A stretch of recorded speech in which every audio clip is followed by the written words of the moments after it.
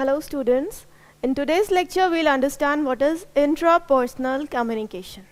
So when it comes to intrapersonal communication, intra means within oneself. So that means the communication take place within us, within ourselves, when we talk to ourselves. Now, do we talk to ourselves? Yes. There are a lot of time when we communicate with ourselves, when we are in a thinking mode, when we are clarifying some ideas, thoughts, when we are in a decision-making mode, then we connect to ourselves, we talk to ourselves, we communicate, we establish a relationship with us through intrapersonal communication. So now, what is the basis of intrapersonal relationship? What is the basis of it? Now the first one is self-concept. Self-concept is having an idea about yourself, what you think about yourself. That means self-awareness, what you know about yourself, what you think about yourself, what is your perception towards yourself. That is having a self-concept about yourself. Self-concept is knowledge about yourself. That involves three factors. Now this is based on beliefs, values and attitudes. The first one is beliefs. Now beliefs, what we think, what is right, wrong for us, what is good, what is bad, what is true, what is false. So what we believe, what we think. Values. Now values, again that is based on our beliefs only. That is ideas, our orientation, our ideas, our thoughts, what we think, our values, our beliefs. So consistent beliefs forms our values, right? Attitude. Attitude is also beliefs, values, and that forms our attitudes. Attitude towards ourselves, attitude towards other people. So attitude is also developed, and having a knowledge about your attitude, whether it is positive, is it negative, right? So that will be, all these three factors forms our behavior. All these three factors forms our behavior, and behavior that results in our opinions, our spoken opinions, thoughts, our physical actions will be formed. So that will be self-concept. Now, self-concept, a lot of psychologists, they also involve body image as well. What we think ourselves, what image we are having about ourselves, is it positive, is it negative? That is formed through our culture, by the environment, right? Now it is also formed through knowledge about yourself, the talents, the attributes which you possess. So that also forms your self-concept. Even birth order in our family, that also forms our self-concept, or it develops an image of ourselves. So that is self-concept, and that means having an awareness about ourselves. Second one is perception. Perception of the external environment or the outer world, we can say. So perception, when we enter into a new area or a new environment, we try to interpret some kind of information. We try to interpret or extract information from the outer environment, and that forms our perception. That develops our perception towards the environment, towards the situation. So what we think about other people or other environment, what we think, what kind of situation I am into, what kind of world, what kind of area this is. So that will be perception. Also that depends on knowledge about ourselves, our opinions, our thoughts, and what we see and how we form our ideas.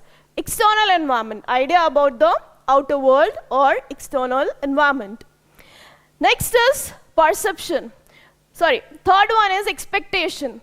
Expectation, we have an expectation with ourselves. Even our family members, our parents, our siblings, they have an expectation from us. That is known as life script.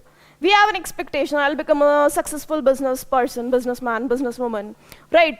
I'll be successful in this industry, in this field. I want to do this for myself. So expectation, what you think about yourself, and what are your expectations from yourself. What you think, what are your expectations? Because when we are into a deciding phase, maybe we are deciding a career or life, we are taking decision. So we expect something from us, and our family also expects something from us. So combination of ideas, thoughts, expectation forms the expectations or life script. What I want to do in my life, what I want to become in my life, what I should become, because I am possessing these characteristics, these traits, these values. So I should be a successful person like this, right? So expectation, that comes from within, what I expect from myself. Even that is a combined of all the ideas of our parents, our family members. So that is that orientation, that is expectation, that is also known as life scripts, right? Now, types of intrapersonal communication. Types of intrapersonal communication.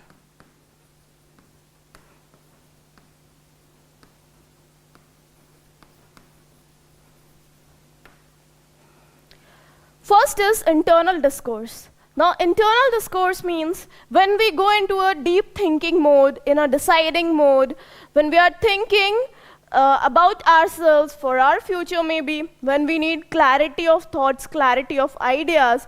So that is known as internal discourse. Generally, when we pray and we meditate, that we can take the example of internal discourse as prayer and meditation, because when we are praying, what we want for ourselves, what we want in our life, we ask that in prayer, right? So that means we are in a deep thinking mode. We are clarifying our ideas, what I need to become, what I want to do in my life, what decision will be right for me. So when we pray, examples, right? Prayer, meditation. When we are meditating, even when we are meditating, a lot of thoughts will come in our mind. And then there will be stability of thoughts. Then we'll select the best alternate option, your best idea. This way, when we are meditating or we are taking a deep breath, so that will be internal discourse, and that time also you talk to yourself. So that will be internal discourse. Second is solo vocal communication. Do we talk to ourselves? Solo vocal communication means talking to yourself. Yes, a lot of time it happens that we talk to ourselves. Maybe when we are looking into the mirror, or we are singing, or we are reciting a poem, or we are just talking to ourselves. It happens. Yes, that is solo vocal communication. When we are preparing for a speech, for a public speech, or when we are we are doing rehearsal, what I need to speak in front of that person, how I'll make that person understand me, or how I'm going to convince that person. So when you're rehearsing in your mind, or when you're loudly, solo vocal communication you're going to do loudly to yourself. So when you're communicating that, when you're rehearsing, or when you're practicing what I'm supposed to speak, how I'm going to speak in front of the public, or how I'm going to explain myself to that person, that will be solo vocal communication. Third one is solo written communication. Generally, solo written communication, when you're maintaining a personal diary or a journal of yours, so that will be solo written communication, and that is not intended for other person. You're writing a personal blog for yourself. That is solo written communication. You're thinking, you're writing, okay, that was my experience, it happened with me. So you're thinking in your mind and you're writing it. So that is solo written communication. So these are the types of intrapersonal communication: internal discourse, solo vocal communication, and solo written communication. Okay? Thank you.